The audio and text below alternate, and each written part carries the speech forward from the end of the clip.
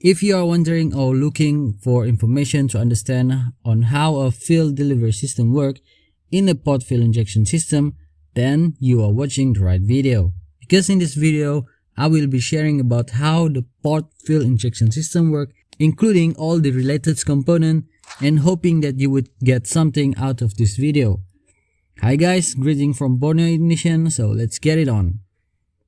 So this is a typical EFI system as you are looking here. Basic EFI system normally has a sensor, ECU and actuator.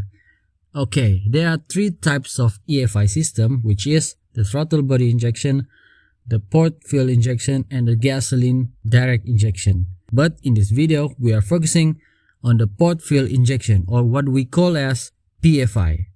Okay, the PFI has two different types, which are the multi-point fuel injection or the MPFI and the sequential fuel injection or SFI.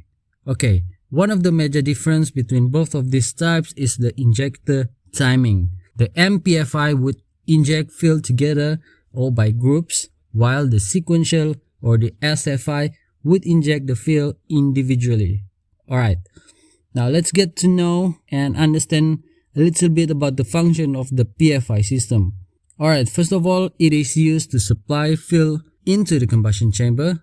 And then secondly, it ensures the correct air-fuel mixture, which is 14.7 to 1, whereas 14.7 is air and 1 is fuel or petrol.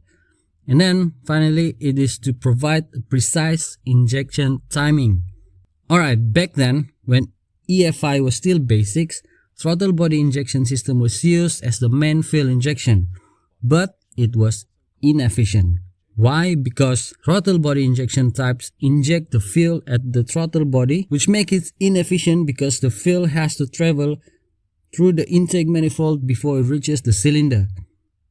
So this leads to uneven fuel distribution, which is why the port injection type was introduced. As you can see right here, these are the components involved in the fuel delivery system, and then the sensor shown, it is used for the port fuel injection system. Okay, now let's discuss little detail for each of the components and the sensors. Okay, first we have the fuel injector. This is the main component used to inject and spray the fuel into the intake manifold. And then we have the fuel rail. This component is used to attach the injector and it distributes fuel for the injector to do its job. Okay, then we have the fuel pump. It is located inside the fuel tank. Its job is to pump the fuel in the high pressure manner to the fuel rail. Next we have the fuel regulator. Its function is to control the fuel pressure that is applied to the fuel injector. This component is usually connected to the fuel rail. Okay, and then we have the ECU. The ECU is one of the important components. It acts like the brain of the system, because it will control all the engine function by receiving data information from the sensors. Okay, now we have the sensors. For port fuel injection, both types, multi-point and sequential, have the same sensors, and some of them additionally have NOx sensors and fuel pressure sensors.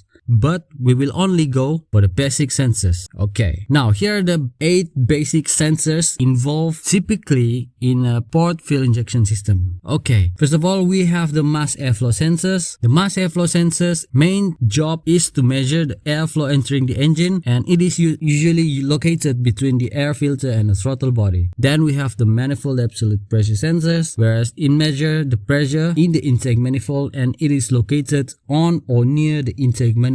And then we have the oxygen sensor. It measures and monitors the oxygen in the exhaust gas, and it is usually located in the exhaust manifold or the exhaust pipe. Okay, and then we have the intake air temperature sensors. It measures the intake air temperature and it is located near the throttle body. Next, we have the engine coolant temperature sensors. It measures the engine coolant temperature and it is located in the engine block or the cylinder head or near the thermostat. And then we have an accelerator pedal position sensor and the throttle body position sensors. Now, both of these sensors detect the position of the accelerator and the throttle. It is usually located on the accelerator pedal and on the throttle body. And finally, we have a crankshaft sensor and a camshaft sensor. Both of these sensors measure the speed of the crankshaft and the camshaft and its position. They are usually located at the near of the crankshaft pulley, flywheel or engine block, and on the cylinder head near the crankshaft. Alright, so now let's see and understand how all of these components relate and how they all work together. Okay, it all starts with the ignition key. Alright, when you start to turn on the ignition key, the system is activated, which means the ECU is powered on and the fuel pump is activated to build up pressure. So the fuel pump, which it has its own relay, receives a signal from the ECU to activate the pump. It then pressurizes the fuel and sends it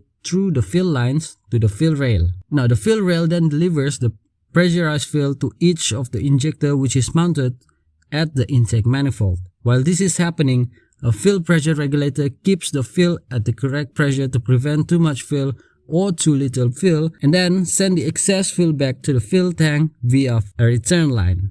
With some modern vehicles, they are using a newer system which is called the returnless fuel system. Well, maybe we can talk about this on the next video, right? Now, when the fuel injector is ready to spray out the fuel, the air that comes in through the throttle body will be mixed with the fuel. This condition of the air will be monitored by these sensors: mass airflow sensors, manifold absolute pressure sensors, and intake air temperature sensors. Alright, now all of these sensors are giving out the information to the ECU to calculate the air density and the flow rate, so that the fuel injector will know how long it will stay open, which means to keep injecting the fuel as the air keeps coming in. In other words, adjusting the fuel injector pulse width. Okay. Now this is an animated video explanation about the port fuel injection system and the fuel delivery system by Bosch on the working principle. Now let's take a look. As you can see, it all starts from the fuel pump and it sends the fuel to the fuel rail to be injected into the combustion chamber by the injector. Alongside with that, the sensors are giving out information to the ECU as well as the electric general purpose actuator. This is just optional, okay? Not all cars have this component installed in the system. Now, as you can see in the port fuel injection system, the information from the sensor is important for the ECU because it tells the actuator, which is the injector, of how much and how long to keep injecting the fuel. It is also important for the technician to know the location of each of these components in real life car. It is for better understanding and when we are trying or the mechanic are trying to perform a car maintenance. Alright, now there you go. We got it all covered of how it all works together. We have understood the type of EFI system, what are their functions, and what are the components and how it all works together. Now I hope that you have learned something from this video explanation, and if this video is helpful and if you enjoy this type of content, so please help me share this video and comment if you have other opinion, and also don't forget to subscribe to my channel because I will be posting some more technical content in the next future. So alright, thank you guys and I see you next.